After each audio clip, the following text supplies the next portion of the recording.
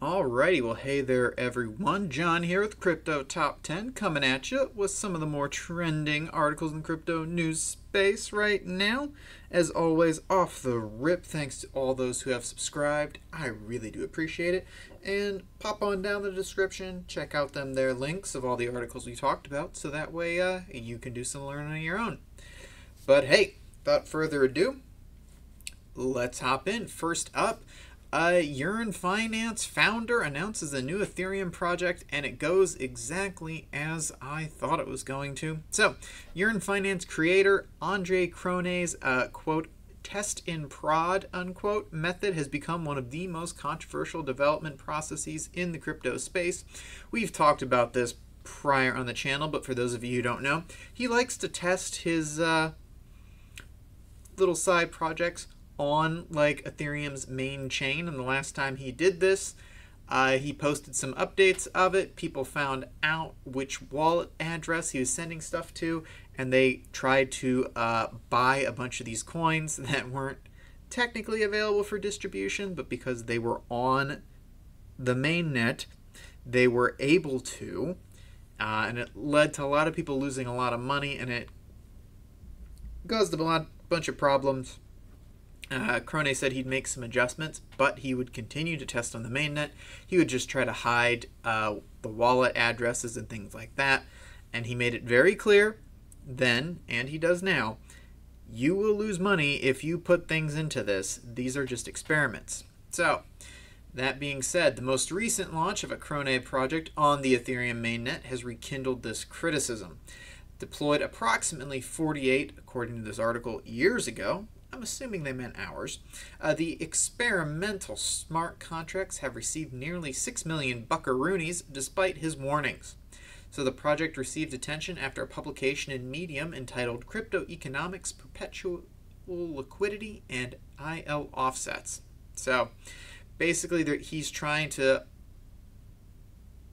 deal with a problem called impermanent losses, or IL. So impermanent loss is intrinsic, built in to an automated market maker, and it occurs whenever there is a divergence in the price of a token used to provide liquidity in the pool. If there's a price variation, liquidity providers lose a percentage of their profits unless the token returns to its initial price. Cronje's platform proposed the creation of incentives to mitigate this problem. Sounds pretty good in theory. So at the end of the publication of the article, Cronje stated that the token would be a bridge for the interaction of multiple exchanges. At the same time, he published the core contracts of his solution. The native token of the referred contracts is called Liquidity Income, or LBI. Oh, look at you. You let people know the name and what the contracts look like. So he did also state in an update to the article, this is 100% valueless. I'm assuming he's referencing LBI. Not in the meme sense, but as this is an experimental concept to be further developed and co-collaborated on. This will not be used in the future. Do not put funds in it. I promise I will create for you things to use your funds for, but this is not it. And of course, people ignored this. A few hours later, the smart contracts had over 6 million in total value locked.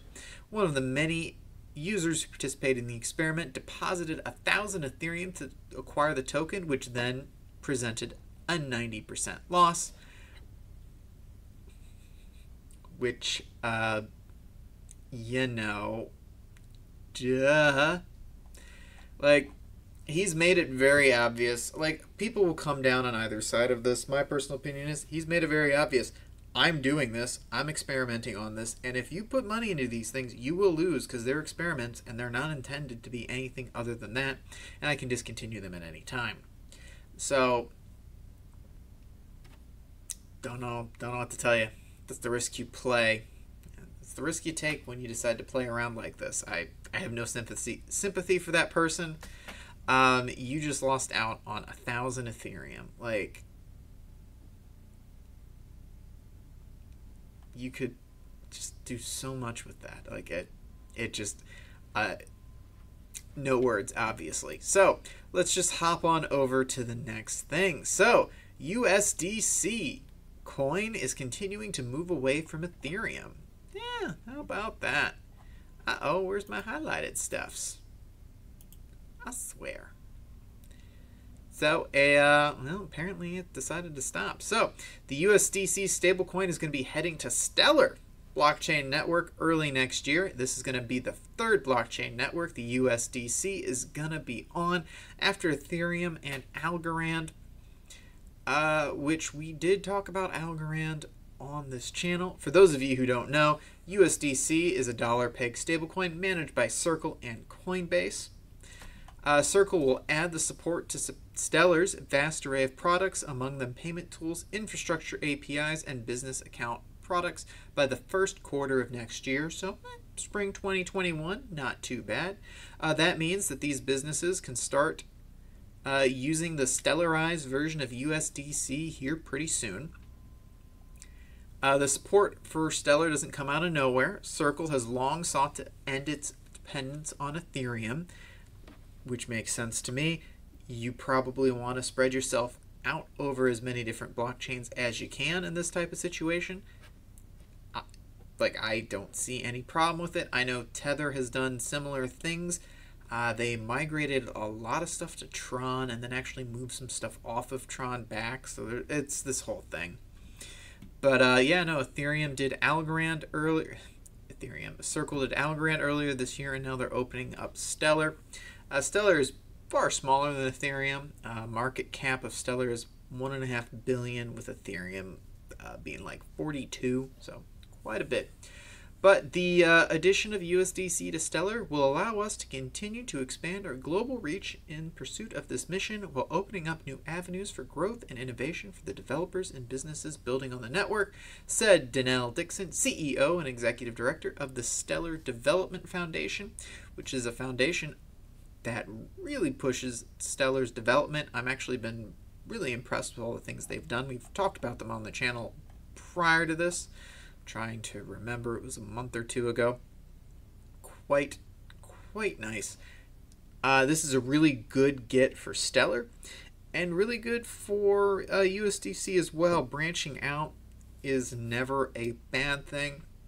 That way, if something fails, you're not completely SOL. You can just kind of pivot to one of your other coins. Not that either any of those three coins are going to fail. It's just hedging your bets. All right, let's hop on over. Filecoin.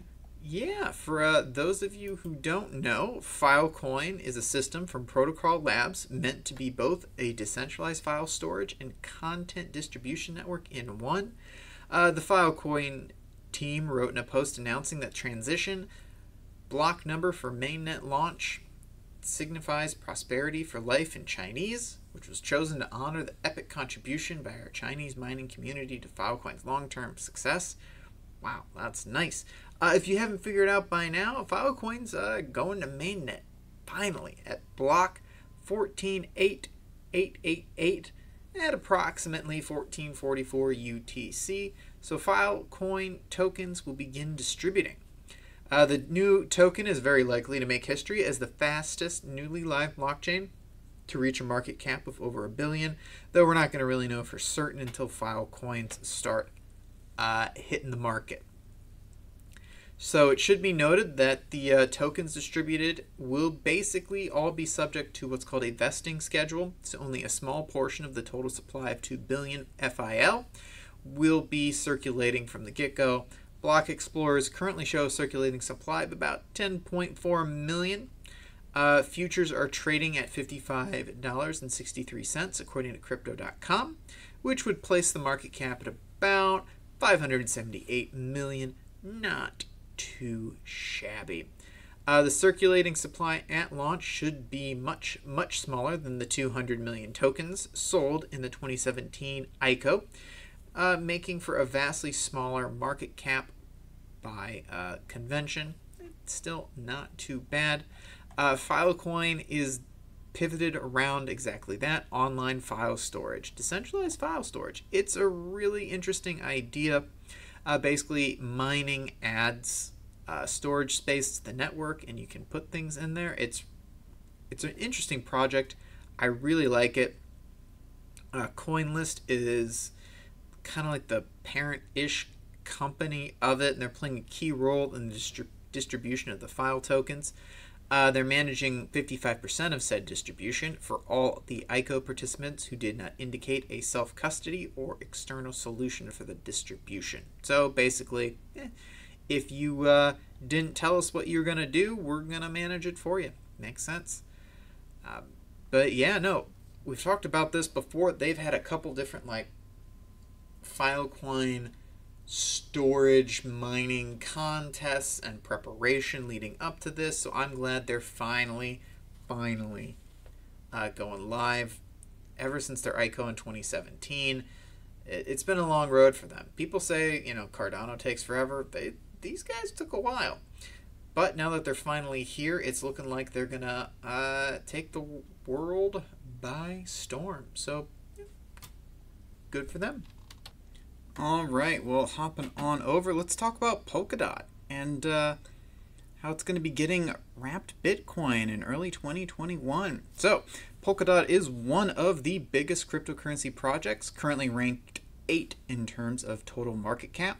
The team behind it has revealed that Trustless Wrapped Bitcoin will be coming to the ecosystem in early 2021 through Interlay, a framework designed to allow permissioned and permissionless blockchains to connect and interact.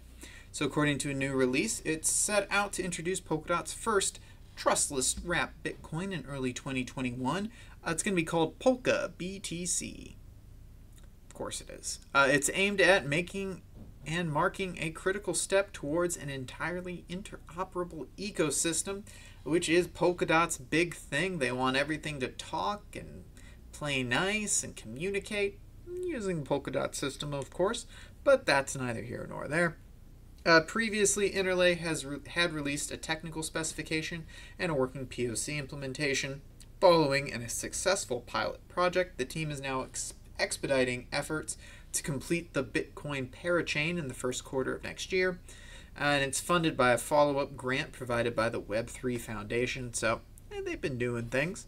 Once it's deployed, users will be able to mint one-to-one Bitcoin-backed assets on Polkadot, creating their very own Polka BTC.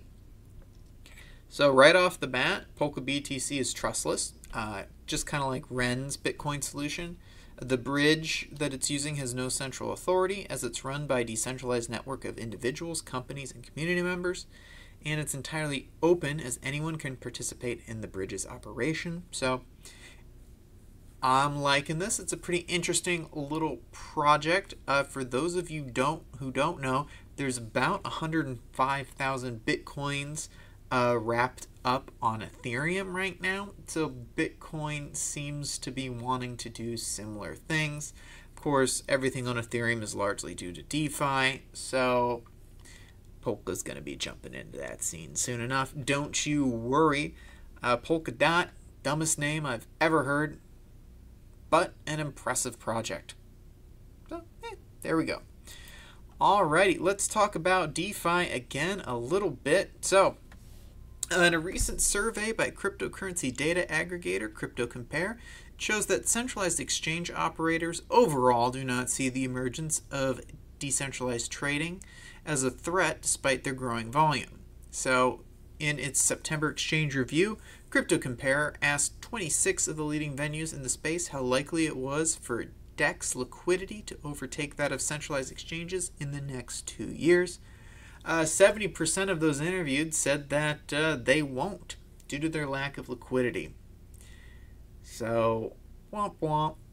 Only 7.7% found that would be likely, while about 20% were pretty neutral on it, but about 35% were like, nah, not likely, and almost 40% were like, heck no. So it's a lot of pretty negative things. I mean, you know, you can dismiss DeFi as, you know, it's just like ICOs of 2017. They're flash in the pans. It's going to disappear. There are some differences, though. People have actually been making money, and ICOs didn't fail because they were bad. They failed because governments, particularly the United States with the Securities and Exchange Commission, came down hard on them, calling them unlicensed security offerings. Like, ICOs didn't fail because they were bad. Were done in by regulation. Whereas DeFi, it's a lot harder to pin down, and without that hammer, what's to stop it? That's just my opinion. So many industry leaders have decided not to take DeFi seriously right now. Binance CEO Changpeng Zhao, good old CZ, feels a bit differently. Binance is one of the largest exchanges, largely due to his leadership. So, I mean, he kind of knows what he's talking about. But he told CoinDesk that he expects DeFi to cannibalize his exchange, and this explains why Binance has been making some serious ventures into DeFi. If you think you're going to start losing business to DeFi, well then, oh hey, you don't have to do anything. You can just come on over here and still stay within this trusted program where I make some money. So there you go. So even though the survey participants in decent numbers are effectively ignoring decentralized exchange trading volumes now, I wouldn't go that far. They're just saying it's not going to get there in 2 years. Maybe they think it'll take 5. I don't know. One interesting takeaway is, though, that 40% of the exchanges surveyed admitted they are building or planning to build a DEX in the future. So even though they're like, nah, it's not going to overtake it in 2 years, we're going to prepare. I mean, that's just good business if you ask me. But what do I know? Just some guy in his basement. All right, and then a little update on Mt. Gox to end things out. So the trustee of the long defunct Japanese cryptocurrency exchange, Mt. Gox, has obtained approval for another deadline extension following a motion by Mt. Gox rehabilitation trustee Nobukai Kobayashi. I hope I pronounced that even somewhat correctly. The Tokyo District Court issued another order to extend the deadline into December 15th of 2020. Similar to previous extensions, the new announcement is basically like the trustee is like, hey, I'm still figuring things out. There's still some matters that require close examination. God, this sounds like the Final Fantasy VII remake all over again, because they've had similar deadline extensions in March of 2020 and April of 2019, so this has been going on for a while. Despite the hacks happening years ago, Mt. Gox customers still have not received compensation for their stolen funds. Kobayashi, a Japanese lawyer who is appointed to oversee the reimbursement process, reportedly has about 150,000 Bitcoin to repay users with. However, it has been delayed multiple times, as we've talked about.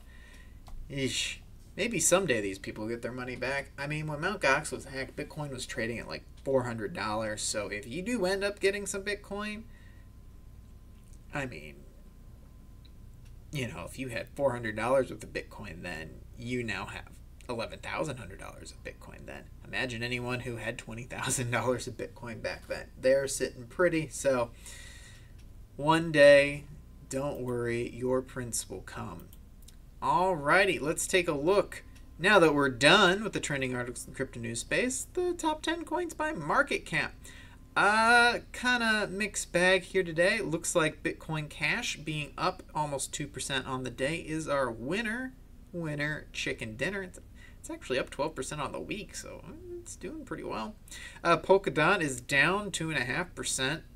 Boo, loser. Anyways, number one coin in terms of increase. Oh wow, look at that Filecoin right there. Granted, it was going from like 0, so it has a 105% increase with a 203% increase on the week, but we'll see how long that tracks. ABBC coin is up 41.5%, which is pretty impressive. Filecoin, I can see why. ABBC coin, I don't, but otherwise, it's a pretty so-so green day. Aave is down 18% on the day, being the biggest loser. Womp womp. Trading at $43.12. This would be the new Aave token, replacing the Lend token. It is up on the week, but still, this downward trend is making me depressed. But, what do I know? So that will do it for Crypto Top 10. As always, my name is John. Thanks to all those who have subscribed. If you've made it to this point and you haven't subscribed, why not? and pop on down to the description so you can check out all them there links. Alrighty, peace.